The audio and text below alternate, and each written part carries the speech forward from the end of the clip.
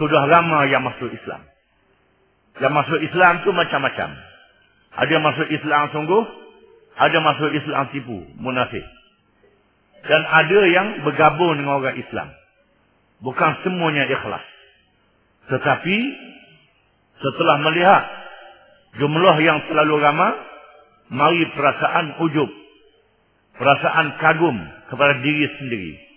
Ujub, ajabatkum makna ujub, kagum pada diri sendiri, sehingga tak teringat pada Allah Ta'ala yang memberi pertolongan. Ada di kalangan mereka yang berucap, lan nughlaba ba'dal yaum, kita tidak boleh dikalahkan lagi selepas hari ini. Setelah jumlah kita macam ni, tak ada lagi yang boleh mengalahkan kita. Oh, kita akan menang semua dah. Akan menang semua dah. Ini zaman Nabi. Zaman dok Nabi kau sangat lagi. Nah, sebab itu jangan kita ujub, kagum dengan apa yang zahir, sehingga tidak bertawakal kepada Allah. Apabila mereka ujub, kagum, Allah Ta'ala mengajar mereka dalam perang Hunain. Setelah Nabi SAW dan puluhan ribu badan tentera Islam keluar daripada Mekah untuk bertempur dengan puak-puak Hawazin, tiba-tiba mereka telah diperangkap di satu lembah yang dikenali dengan lembah Hunain.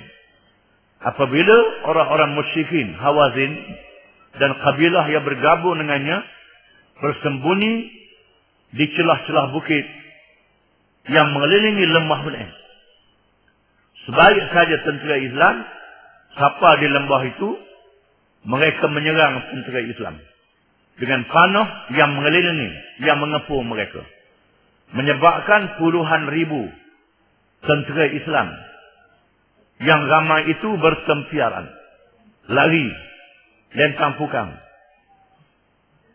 Hanyalah lebih kurang 100 orang saja yang bersama dengan Nabi SAW.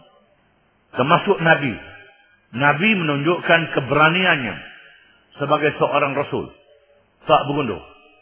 Dan termasuklah sepupu Nabi, iaitulah Sufyan, sepupu Nabi, Sufyan Al-Harith. Sufyan Al-Harith, sepupu yang kuat menentang Nabi di masa jahiliyah. Dia masuk Islam masa nak buka Mekah, di mana Nabi tak tegur Sufyan Al-Harith ni, tak tegur. Kerana jahat sangat masa jahiliyah. Setelah dia masuk Islam, Nabi terima, tapi Nabi tak pandang ke muka dia. Kerana sepupu, Nabi marah sangat. Di antara yang tak lari ialah Sufyan Al-Harith. Dia tak lari dalam peristiwa Hunain. Bila Nabi tengok, dia tak lari. Lalu Nabi tengok, dia sungguh ni. Menunjukkan dia ni Islam sungguh. Dia termasuk yang tak lari. Lalu Nabi turun daripada baranya dan bersabda, Ana ibnu Abdul Muttalib, ana nabiyyun la kadhib. Aku adalah keturunan Abdul Muttalib. Aku adalah nabi yang tidak bohong. Yang tidak bohong. Yakni Nabi bersajuk dengan kata-kata yang memberi semangat, menyebut keturunan Abdul Muttalib yang tak lari di medan perang. Aku adalah Nabi yang tidak bohong. Lalu Nabi SAW menggenggam tanah dan melontar. Maka berlakulah pertolongan Allah yang memasukkan tanah-tanah itu ke dalam mata orang-orang musyrikin. Pertolongan secara mukjizat. Secara mukjizat berlaku, menyebabkan berhentinya memanah. Lalu Nabi menyuruh bapa saudaranya Abbas bin Abdul Muttalib radhiyallahu anhu, yang juga baru masuk Islam. Abbas yang terkenal dengan suara yang kuat memanggil bala tentera yang telah berundur tadi. Lalu mereka berpusing balik dan datang bersama dengan Nabi SAW. Lalu mereka menyerang balas dan menawan musuh dan mengejar musuh dan menawan harta rampasan perang yang banyak, terdiri daripada binatang-binatang ternakan, unta-unta dan kambing-kambing yang dibawa oleh mereka dengan jumlah yang besar.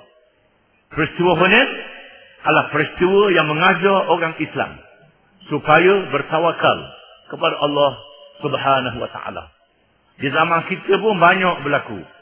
Bila kita berasa begah, berasa bangga, berasa kuat sangat, gagah sangat, sehingga tak bertawakal pada Allah Ta'ala, lupa pada Allah Ta'ala, maka Allah Ta'ala ajar kita. Ajar kita supaya kita sedar dan kita insaf. Bertawakal itu bukan bermakna meninggalkan kerja dan usaha. Kerana bekerja dan berusaha adalah disuruh oleh Allah Subhanahu wa Ta'ala. Allah Subhanahu wa Ta'ala memerintah kita supaya berusaha, menyediakan alat perang dengan mengadakan persediaan. Di samping itu kita diperintah supaya beriktimad min alifda, beriktimad kepada Allah Subhanahu wa Ta'ala. Kita juga disuruh mengubati penyakit dan beriman bahawa Allah yang menyembuhkan penyakit. Kita mestikan mencari sebab dan melakukannya sekaligus dengan bertawakal, dan tidak berusaha dengan tidak bertawakal kepada Allah Subhanahu wa Ta'ala adalah salah. Sebagaimana juga orang yang bertawakal dengan tidak berusaha adalah juga salah. Dalam masa yang sama kita mesti berusaha, bertawakal. Jangan duduk saja serah pada Allah. Kalau duduk saja serah Allah, kita nak suruh Allah jadi hamba kita pula. Bukan kita hamba, nak suruh Allah jadi hamba kita, itu jahat. Itu tak betul. Kononnya warak sangat, kuat sangat, duduk saja suruh Allah Ta'ala bawa. Ini tak betul. Itu bukan cara, itu salah. Mesti berusaha, barulah bertawakal kepada Allah. Kerana berusaha ni disuruh oleh Allah Ta'ala. Dia nak berperang, menyediakan senjata. Menyediakan senjata. Belajar bagaimana nak menggunakan senjata. Belajar seni mempertahankan diri. Bagaimana taktik peperangan. Helah peperangan. Termasuk Nabi SAW. Berlatih naik kuda. Berlatih memanah. Berlatih main pedang. Nabi juga pakai baju rata. Nabi ada baju besi, baju rata. Untuk tahan daripada panah dan pedang musuh. Bukan mandi minyak. Ini mandi minyak. Ini bodoh lah, kerja bodoh lah. Ini kerja orang yang tidak bertawakal kepada Allah. Itu syirik, kerja syirik. Kerja syirik. Kerja syirik ni, tu main silap mata boleh lah. Main silap mata nak tunjuk kat orang. Bila berperang dengan orang kafir, kalah jawab dia. Ini yang negeri Islam dijajah oleh musuh. Orang putih takluk, penjajah takluk. Kerana buat kerja syirik. Buat kerja syirik. Allah Ta'ala suruh berikhtiar, berusaha, berlatih, mencari kekuatan. Allah Ta'ala berjanji, kalau luka boleh pahala, belanja boleh pahala, mati syahid, masuk syurga lalu. Allah Ta'ala janji. Ini tak mahu mati. Tak mahu mati ni. Jenis apa ni? Jenis apa tak mahu mati nak hidup sama? Mengaku Tuhan ni. Ini kerja-kerja syirik yang melemahkan orang Islam. Memang orang Islam disuruh berzikir, disuruh berdoa, disuruh beramal untuk kekuatan roh dan kekuatan jasad.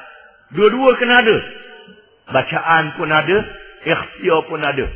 Lepas tu bertawakal kepada Allah. Jangan bertawakal dengan tidak berikhtiar. Itu salah. Begitu juga nak cari makan. Mesti ke laut, mesti berniaga, mesti bercakap tanam, mesti ambil upah, mesti buat kerja sesuatu. Jangan tak buat kerja apa, duduk saja. Minta doa pada Allah Ta'ala. Biar mari sendiri. Itu salah dari segi syarak, tidak boleh. Kerana Nabi-Nabi adalah bekerja. Nabi pernah berniaga, pernah gembala kambing, pernah macam-macam. Ada Nabi yang bertukang, Nabi Daud. Bertukang besi, Nabi Daud. Ada kerja.